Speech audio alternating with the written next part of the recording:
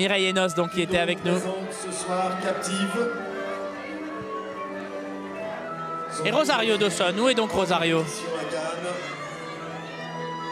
Rosario qui n'est pas encore là. Ah là, voici, elle signe les autographes, on va y aller. Salut. Rosario Dawson, on va lui parler maintenant, sinon ce sera trop tard puisque la musique a commencé.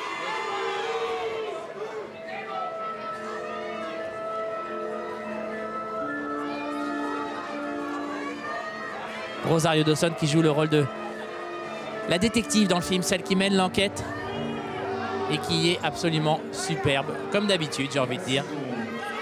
N'est-ce pas, Rosario? Comment ça va? Très bien, très bien. Toujours un plaisir de vous voir. Alors, parlez-nous de cette expérience, parce qu'ils vous attendent. Avec Atom, incroyable. Je l'adore. Il est incroyable. Là, la première conversation qu'on a eue, c'était formidable de travailler avec lui, surtout sur ce film. Là, c'est vraiment un film où il était passionné, puis moi aussi. Et c'est super de raconter cette histoire. C'est une histoire très forte. Et c'est incroyable parce qu'on a l'impression qu'il y a plusieurs films qui parlent de ce thème. Et on parle de ça maintenant. Et je disais, mais est-ce qu'il y a de plus en plus de choses parce que je travaille dessus? Bon, je dois vous interrompre, vous devez y aller. Bon, j'y vais. J'ai interrompu Rosario, je m'en veux un petit peu. Mais tout le monde l'attend pour monter les marches. Charmante Rosario Dawson, toujours aussi gentille. Elle rejoint l'équipe du film pour la photo. Ryan Reynolds à l'image. Rosario Dawson, Mireille Enos, Atom Egoyan, Scott Speedman. Où est Scott Speedman? Juste à côté de Ryan Reynolds. Kevin Durant, qui joue le méchant dans le film, qui est assez terrifiant. Le kidnappeur d'enfants. Kevin Durant qui était à Cannes en 2010 pour l'ouverture avec Robin des Bois. Le film de Ridley Scott était présenté en ouverture. On a parlé de Cate Blanchett qui y était aussi.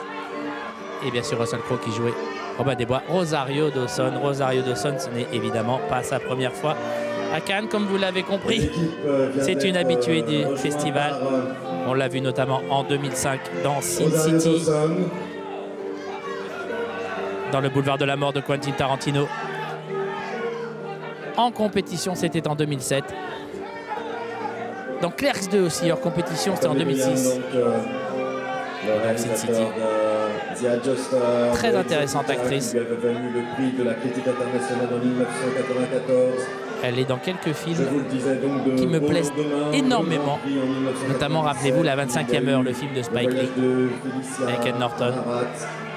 Boulevard de la mort, bien sûr. Adoration. Et enfin, cette année captive qui marque son retour. Rosario Dawson, découverte grâce à Larry Clark Kids. C'était il y a un peu moins de 20 ans, c'est en 1995.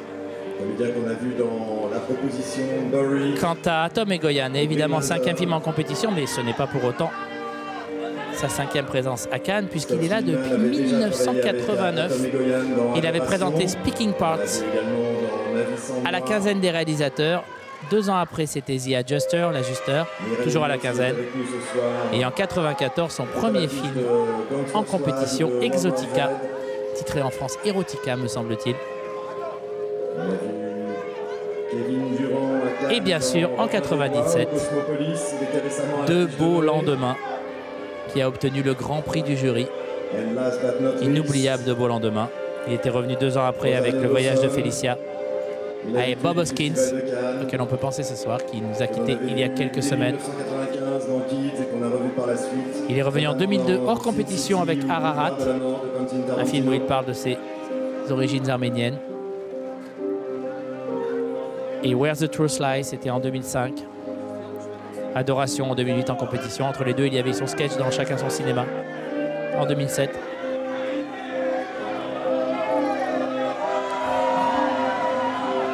Alors donc, en 94. Alors regardez, ça va vous montrer l'image. Ryan Reynolds qui est allé chercher sa compagne, Blake Lively, au bas des marches. Ça va hurler là. Regardez-les tous les deux. Blake Lively qui était avec nous il y a 2 soirs maintenant. Hier soir plutôt. Voilà donc, mesdames et messieurs, le couple le plus glamour de ce Cannes 2014. Tandis que Atom Egoyan est accueilli en haut des marches par Thierry Frémaux, Arsine Kadadjian, sa compagne aussi, actrice aussi, qui est dans quasiment tous ses films, avec qui il coécrit notamment.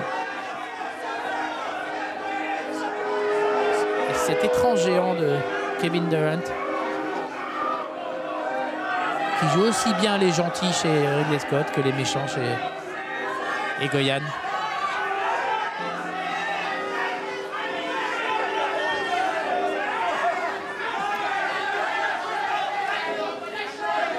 Puisqu'on parle d'acteurs de séries télé qui sont passés au cinéma, Scott Speedman fait partie de cela.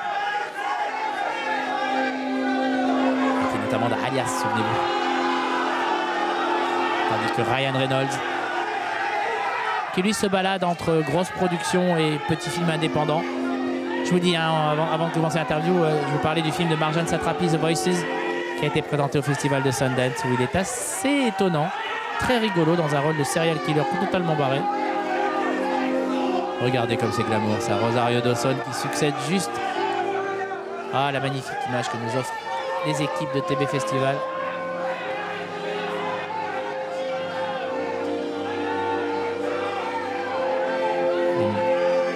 Centaines de flashs pour Blake Lively. Et je vois même Thierry Frémaux, me semble-t-il, qui prend des photos là. Non, c'est le producteur du film qui prend des photos. Une montée des marches pour le moins glamour. Paradoxe encore, le film est tellement sombre et tellement noir que cette montée des marches glamour semble un peu étrange. Mais tellement belle.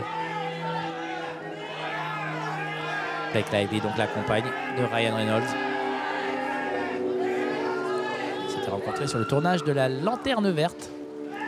Comme quoi, ce film a permis quand même quelques trucs bien.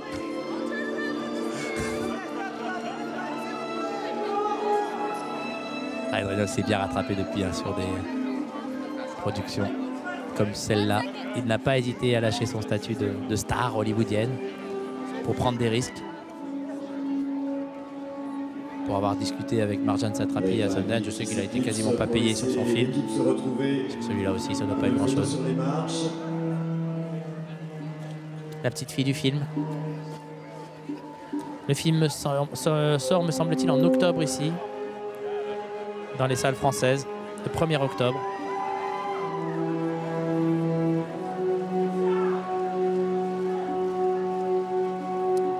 Toute l'équipe de Captive.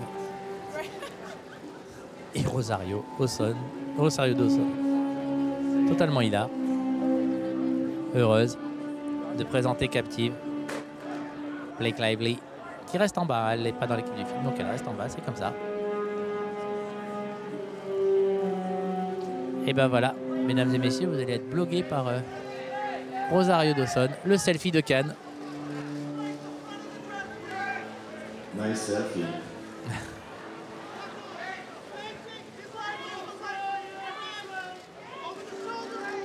On pourrait faire une expo de tous les selfies de Cannes à la fin du festival.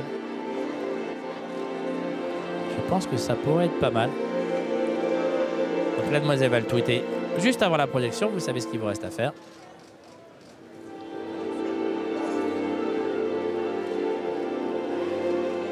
Mireille Enos donc, dont la maman est française, qui parle un français quasiment impeccable.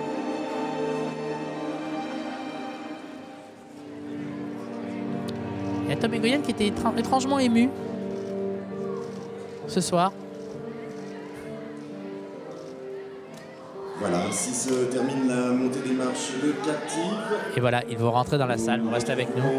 Demain, aux alentours de 17h30, dans la montée des marches du 5e film de la compétition. Et voilà, Blake Lively et Ryan Reynolds qui reviennent pour accueillir leurs amis. Une dernière photo en haut des marches avec quelqu'un.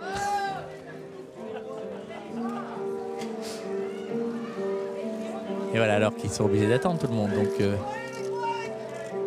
mais bon. Une montée des marches. Ça n'a lieu qu'une fois.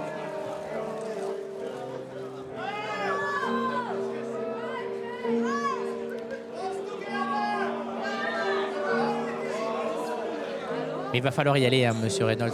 On vous attend pour présenter le film.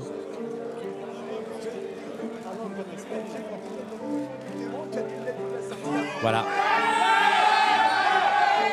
En haut des marches, une dernière photo pour Ryan Reynolds et Blake Lively. Tandis que Atom Egoyan va rentrer dans la salle. Je vous laisse écouter l'ovation du public pour le réalisateur canadien.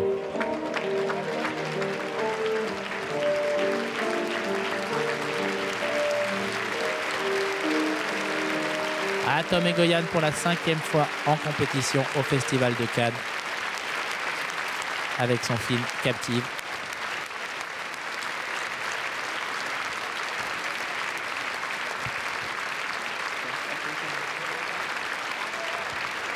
Voilà donc Rosario Dawson à l'image.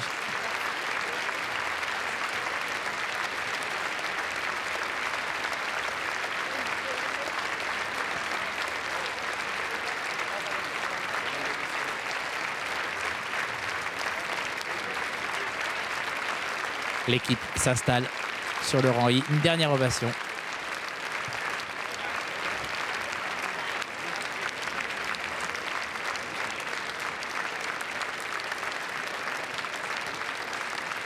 Atom Egoyan qui salue des deux mains. Qui dit bonjour à ses amis qui sont tous venus assister à la première mondiale de Captive.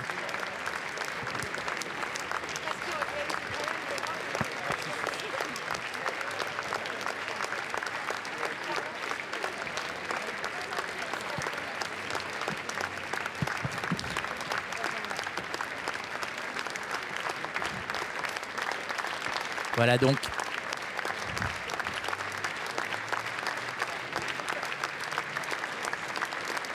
toute l'équipe de Captive qui va s'installer en plein centre de la salle lumière du Palais des Festivals. Le film va démarrer en avant-première mondiale au Festival de Cannes, 67e édition, 4e film en compétition, Captive de Atom Egoyan.